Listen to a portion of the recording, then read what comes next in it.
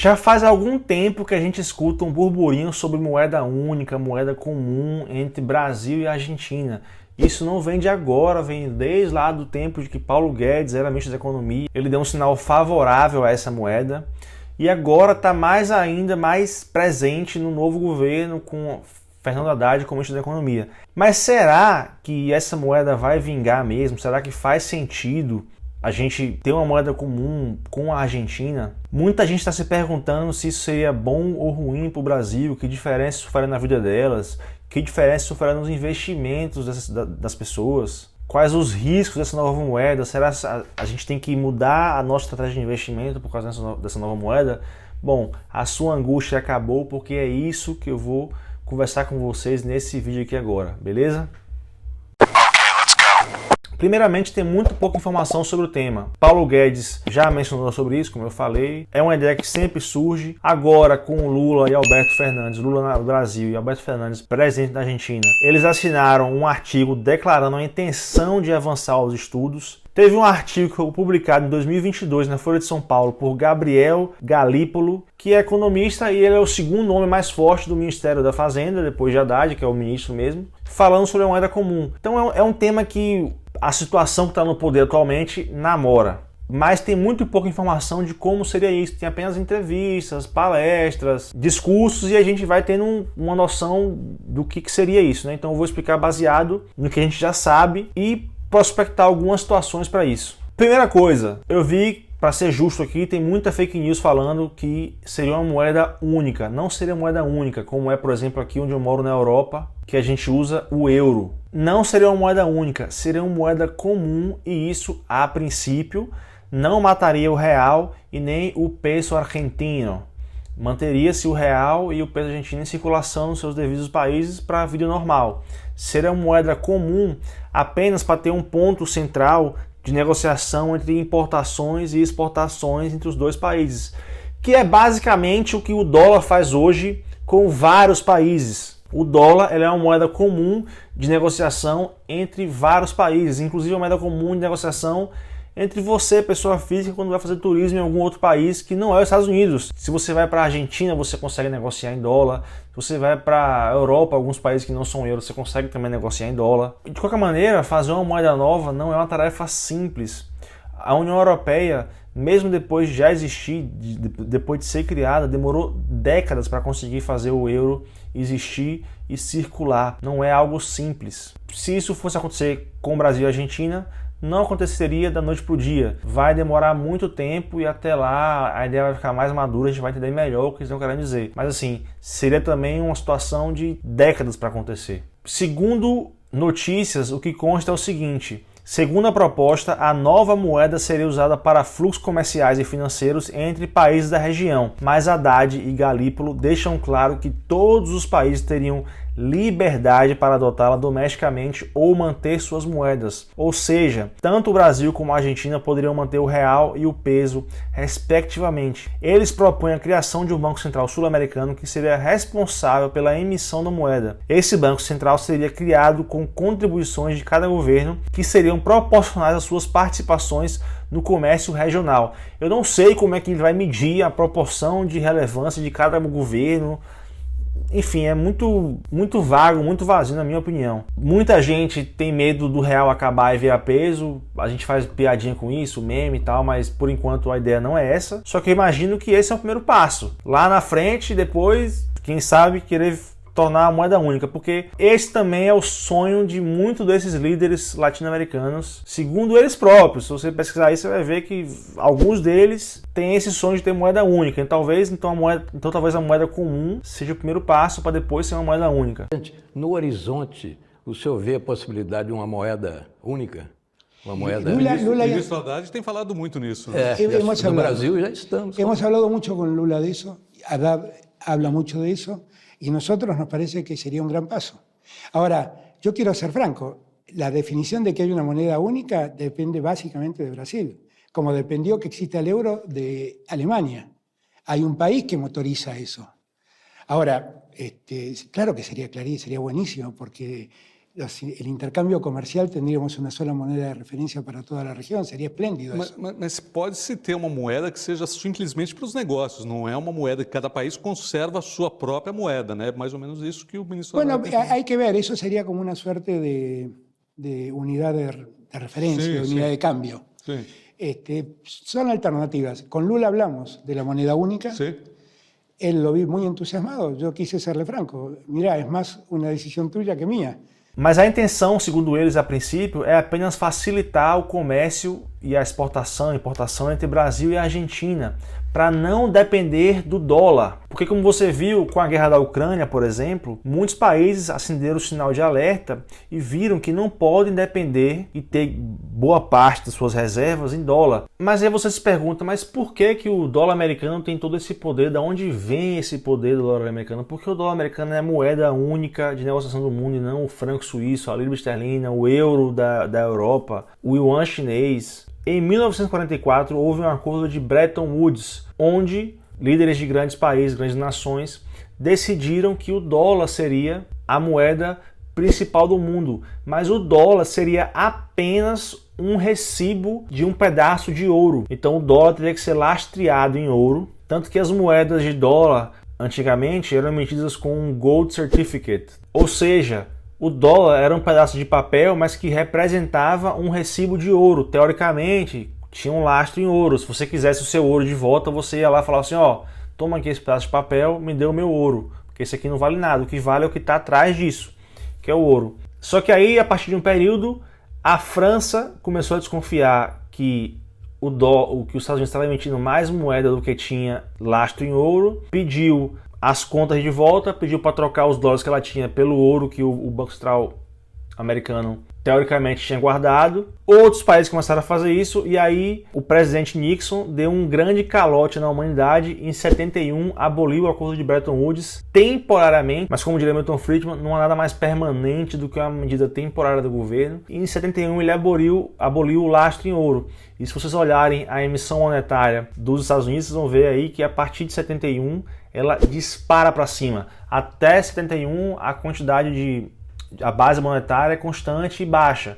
Depois de 71 é imprimindo dinheiro a rodo sem parar. Só que mesmo assim, mesmo tendo abolido o acordo de Bretton Woods em 71, o dólar ainda é a moeda mais forte e mais demandada do mundo. E isso dá muito poder aos Estados Unidos, porque os Estados Unidos conseguem comprar produtos e serviços dando em troca um papel que eles emitem, que eles controlam o preço. Isso dá um poder de eles sancionarem economias, sancionarem reservas em dólar que países inimigos tenham. O Brasil vende carne para a China e negocia em dólar, então a China tem dívida com o Brasil em dólar. O Uruguai vende carne para a Europa também em dólar. A África vende tomate e grãos para os Estados Unidos em dólar. Mesmo que o dólar não seja moeda da África, não seja do Brasil, do Uruguai, da China, da Europa, de ninguém. Mas o dólar, existe uma demanda alta por ele e por isso, porque os países negociam e se endividam em dólar, por essa razão, os países também têm reservas muito altas proporcionalmente em dólar.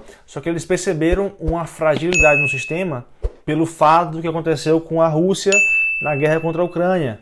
Assim que começaram as sanções, os Estados Unidos bloqueou diversos desses dólares russos. Os Estados Unidos também excluiu a Rússia do sistema SWIFT, que é aquele sistema de transação bancária internacional, que você, quando tem seu cartão de crédito internacional e vai fazer compra em outro país, você está usando o sistema SWIFT. Se o Brasil em algum momento desagradar os Estados Unidos com alguma questão, sei lá, da Amazônia, e os Estados Unidos achar que tem que bloquear o Brasil de alguma coisa, e o Brasil tem reserva em dólar, o Brasil terá problemas. E muitos países entendem que ficam fragilizados com essa situação de depender do dólar, pois você está se endividando, negociando, comprando e vendendo numa moeda que você não tem o menor controle sobre a sua emissão, sobre o seu preço e sobre a sua autorização de poder ter aquele dinheiro ou não, porque o tio Sam pode a qualquer momento bloquear você da brincadeira. Ou seja, essa é uma medida que tem muito mais a ver com soberania do que com economia de fato,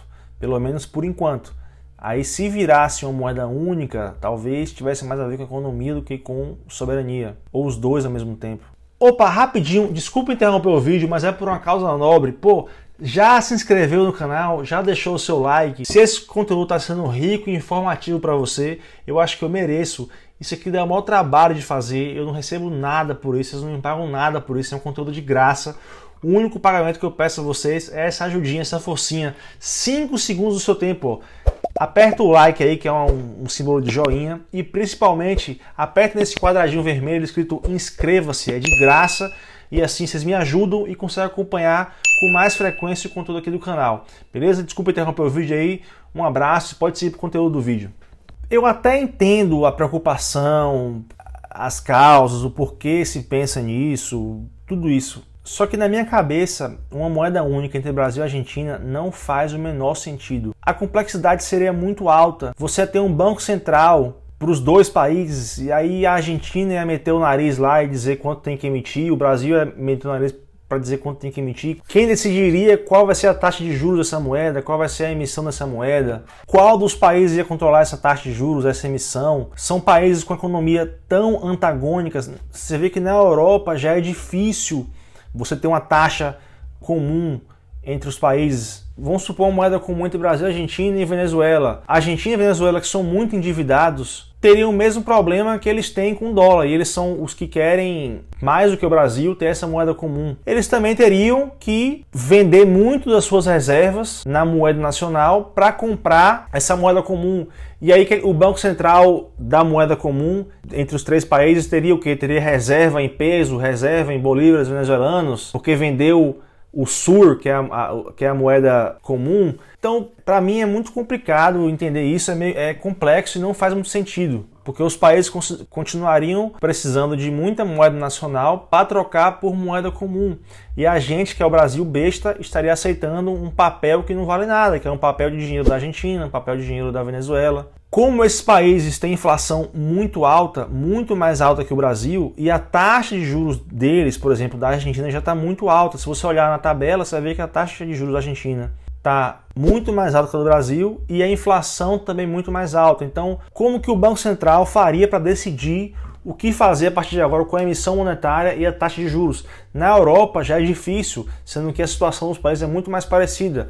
Por exemplo, na Áustria, onde eu moro, na Holanda, na Alemanha, esses países têm política fiscal mais saudável. Então você aumentar os juros um pouco mais para controlar a inflação que está subindo na Alemanha, na Áustria, para esse país não tem problema. Como eles têm política fiscal saudável, um aumento dos juros não significaria a bancarrota dos países, porque eles não são tão endividados como, por exemplo, a Itália ou a Grécia. Já a Itália e a Grécia precisam que os juros fiquem baixos para que a dívida que eles têm não exploda e para que a atividade econômica que eles têm, que já é baixa, não fique menor ainda. Então tem essa briga. O que fazer com a taxa de juros? Porque cada país precisa da taxa de juros de um jeito. E eu estou falando de Europa, que a situação dos países não são tão antagônicas. Porque aí se eu extrapolo para a América Latina, para Brasil e Argentina, o que é na Europa, de uma moeda comum depois virar uma moeda única, aí o risco é muito grande para a gente, não faz o menor sentido. A gente vai ser basicamente o que o alemão, o austríaco é para o italiano, para o grego, que é o que eu sou para o italiano, para o grego. Basicamente, como nós temos uma moeda comum de circulação, o governo austríaco, alemão, tem que lidar com uma moeda desvalorizada por taxa de juros baixa e emissão alta para tentar manter a economia da Grécia e da Itália andando. Então, basicamente, o meu poder de compra é diminuído pelo fato de existir uma Itália e uma Grécia aqui na minha vizinhança. E isso porque a situação entre Alemanha, Áustria, Holanda, Grécia, Itália, Espanha não é tão antagônica quanto é Brasil e Argentina. A Argentina está com inflação de quase 100%. Você precisa aumentar muito os juros para controlar essa inflação, uma das maneiras, segundo a teoria econômica moderna. Só que se você aumenta os juros, você quebra a economia brasileira. A economia brasileira já está com inflação saudável, você consegue já baixar os juros. E aí, o que fazer? A Argentina gasta muito mais do que o Brasil, tem déficits e déficits e déficits e dívida. A gente faria o quê? Pagaria a dívida deles? A gente ia ter que cobrir o déficit deles, pô. A gente tem que gastar menos, cobrar mais imposto, inflacionar mais a moeda para cobrir o déficit deles. Para eles tem vantagem, para a gente não tem vantagem. Porque se diminuir os juros da moeda única entre Brasil e Argentina, seria bom para o Brasil, porque o Brasil já está com inflação mais controlada e agora tem que voltar a fomentar a atividade econômica. Só que se faz isso, a inflação da Argentina e a dívida da Argentina vão explodir de maneira quase irreparável. Então, por que nós, que somos um país saudável, iríamos assumir um fiscal negativo de Argentina ou de Venezuela. Não faz sentido isso. E eu falo de Venezuela aqui porque até o presidente Maduro já fez publicação também sendo positivamente favorável a uma criação de uma moeda comum na América Latina, uma moeda única na América Latina. A gente ter uma moeda com a Argentina é muito complicado. Se você olhar a política cambial da Argentina, é uma loucura. Tem dólar do futebol, dólar blue, que é o dólar oficial, que é aquele que você vê no Google. Tem um dólar da rua, que é o dobro do dólar do oficial. Tem dólar Coldplay, que é se você fosse comprar ingresso do Coldplay. Tem dólar Qatar, que é o valor que o dólar vale se você for viajar para o Qatar. Tem dólar do agronegócio, que é o dólar se você exporta produtos do agronegócio. E varia, sei lá, o dólar do agronegócio é 80 pesos para $1. O dólar da rua é 300 para $1. Então é uma loucura, um manicômio cambial. E a Argentina não me parece que está disposta a tomar o remédio amargo para controlar a inflação dela e para controlar o déficit, a dívida e a parte fiscal dela. Então, se eles não estão dispostos a tomar o remédio amargo, por que nós assumiremos essa bucha? Porque nós, no Brasil, teríamos uma moeda comum com um país deficitário e inflacionado que é a Argentina. Qual é a vantagem para a gente? Isso só nos empobreceria. A Argentina, será que ela aceitaria perder 100% das rédeas do controle fiscal dela para o Brasil? Isso porque o Brasil também não é nenhum mestre em controle fiscal não, viu? É porque do lado deles a gente parece a Alemanha. Mas nós não somos de fato a Alemanha. A gente também é um país que muitas vezes tem déficit, não tem superávit, só que nossa dívida é menor, nossa inflação é menor. Mas se você comparar com... não se compara com a Alemanha, com a Áustria, com a Holanda. Esses países são superavitários. A Argentina tem uma reserva em dólar atualmente muito baixa. Então uma moeda comum entre Brasil e Argentina é vantagem para eles, não para a gente. Seria provável que a gente tomasse calote deles, porque o Brasil exporta muito mais do que importa da Argentina. Então, normalmente a gente exportaria para a Argentina e eles teriam uma dívida com relação a gente na moeda comum. Se eles também não têm dinheiro, eles têm que emitir mais peso para poder comprar a moeda comum, para pagar o exportador do Brasil. Só que se eles imprimem mais para comprar moeda comum, a moeda deles também passa a valer menos, a gente começa a aceitar papel lixo para poder vender a carne. Então, assim, eu sinceramente não vejo vantagem. Eu consigo pensar em pelo menos duas alternativas melhores de moeda única do que fazer uma com a Argentina. Por exemplo, moeda única entre o Brasil e o Paraguai, porque são países com uma economia mais saudável e uma política fiscal também mais saudável. Uma outra alternativa seria, já que é para ter uma moeda comum e já que a gente não consegue ter certeza que a Argentina vai querer tomar o remédio amargo para controlar a inflação dela, então por que essa moeda não comum não é o real? Isso resolveria nosso problema de soberania, que a gente tem medo do dólar. A gente teria uma moeda comum entre Brasil e Argentina sem assumir o déficit fiscal deles e sem assumir a inflação deles. E como o Brasil é o maior exportador da América Latina, a economia mais forte, e existe uma demanda na América Latina pelos produtos do Brasil, isso seria bom até para o real, porque não na mesma escala, mas assim como o dólar é demandado no mundo, porque as negociações são feitas em dólar, o valor do real também valorizaria e o real seria uma moeda mais forte, porque a demanda pelo real iria aumentar, já que os países da América do Sul, a começar pela Argentina, negociariam e se endividariam em real. Aumentaria a demanda por nossa moeda e favoreceria o câmbio do nosso querido real. Porque é o seguinte, não é que moeda única é uma ideia maravilhosa ou não, para eu estar aqui sugerindo Uruguai e Paraguai. Mas assim, se for para ter, por que com a Argentina, meu Deus? Por que com a Argentina? Não faz sentido ser com a Argentina. Se o nosso medo com relação à soberania, em relação ao dólar americano, a desagradar o tio Sam, então por que a gente não conversa com a Argentina para a partir de agora a gente negociar não em dólar americano, mas negociar em franco suíço, já que a Suíça é um país tradicionalmente mais neutro em grandes conflitos mundiais, ou em libra esterlina, que também é uma moeda forte e com a política fiscal controlada. Enfim, tem maneiras de você ser mais soberano e não depender tanto do dólar do que ter moeda comum e, quiçá, uma moeda única entre Brasil e Argentina. E aí agora a grande preocupação de todo mundo, que dá dor de cabeça todo mundo, é o que eu faço com os investimentos? Diante de uma notícia dessa, o que eu devo fazer com o meu patrimônio e os meus investimentos? Na minha opinião, essa é uma regra que vale para qualquer situação, independente de notícia. Não acho que vale a pena você ficar investindo, desinvestindo, mudando o seu portfólio de acordo com a notícia. movimentar muito a carteira e tomar decisão precipitada de acordo com a notícia vai te fazer perder mais dinheiro do que ganhar, na minha opinião. A regra que vale aqui, com moeda única, sem moeda única, é a regra que sempre vale. Diversifique seu patrimônio, principalmente diversificar geograficamente, porque quando você investe no Brasil apenas, independente se você está diversificado no Brasil, você não está diversificado num ativo, você tem basicamente um ativo principal, que é BRL sobre o USD, ou seja, é o quanto que o real brasileiro vale em relação ao dólar, que é a moeda do mundo.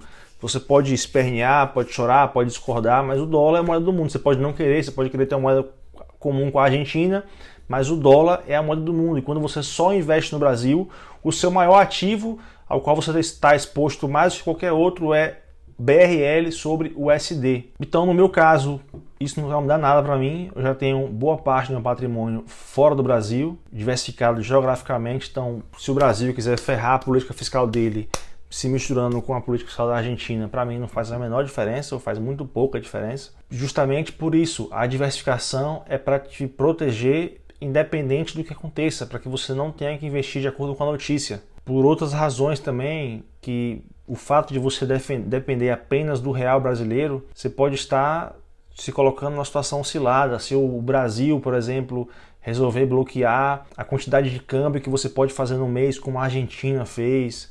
Então, seu dinheiro não é verdadeiramente seu se ele só está num país. Você tem que diversificar em países para você ter opções. O real brasileiro não é uma moeda conversível. O real brasileiro pertence a um país cuja política fiscal também não é das mais saudáveis assim, que é o Brasil. Agora sim, se você não quer investir no exterior, eu já fiz vários vídeos aqui explicando sobre como investir no exterior, como comprar ações, como abrir conta. Recomendo que você veja aqui nesse canal. Se você não quer investir no exterior e quer deixar no Brasil, ou até se você investe no exterior, mas uma parte do investimento vai ficar no Brasil, porque eu até entendo, se você mora no Brasil, não faz também sentido talvez ter tudo fora. Até para os investimentos que vão ficar no Brasil, o ideal para você se proteger desse tipo de situação que talvez venha a ocorrer, que é uma moeda com Brasil e Argentina, é você investir em ativos que de alguma maneira se protege da inflação, como o Tesouro IPCA+. Já falei aqui várias vezes que Tesouro IPCA+, não te protege 100% da inflação, porque como eu disse nesse vídeo aqui, e vai estar na descrição também, o IPCA não é inflação, mas ele te protege alguma coisa da inflação. Ou ativos atrelados a imóveis, por exemplo, fundos imobiliários, já que imóveis historicamente se corrigem pela inflação. Se você tem fundos imobiliários, você tem, na verdade, participação em pedaços de imóvel, então se valoriza de acordo com a inflação. Ou você investir em ações de empresas que são líderes de mercado, porque essas empresas têm pricing power. Por exemplo, se você tem uma ação da Coca-Cola, se a inflação subir e a Coca passar de 2,30 para 2,50, você acha que faz diferença para quem toma Coca? Você acha que ele vai deixar de comprar Coca? Se a Coca colocar o preço a R$3, e a Pepsi for 1,50, quem toma Coca vai continuar comprando Coca-Cola, porque a Coca-Cola é líder de mercado e tem pricing power. Ela tem poder de precificar o que ela quer precificar, porque ela sabe que a qualidade dela, o que ela entrega é melhor do que qualquer outro concorrente. E, claro, também investir em imóveis, né? Imóveis são investimentos no Brasil tradicionalmente muito bons, porque acompanham inflação, se valorizam bem. Não é o tipo de investimento que eu gosto, mas eu entendo o valor que o imóvel tem para quem quer se proteger da inflação. Então é isso aí, galera, essa é a minha opinião, é isso que eu acho sobre essa questão da moeda única entre Brasil e Argentina. Espero que tenha ficado muito claro. Se tem alguma dúvida, se vocês têm uma opinião parecida com a minha ou diferente, comenta aqui embaixo, o debate está aberto aí. Muito obrigado se você ficou até o final do vídeo. Se você gostou do vídeo, deixa o seu like, se inscreve no canal, se inscrever é muito importante para mim aqui. Se você não gostou do vídeo, manda e-mail para ninguém se importa com a sua crítica, @gmail.com. Eu vou ficando por aqui, um abraço, espalhe a palavra e tchau!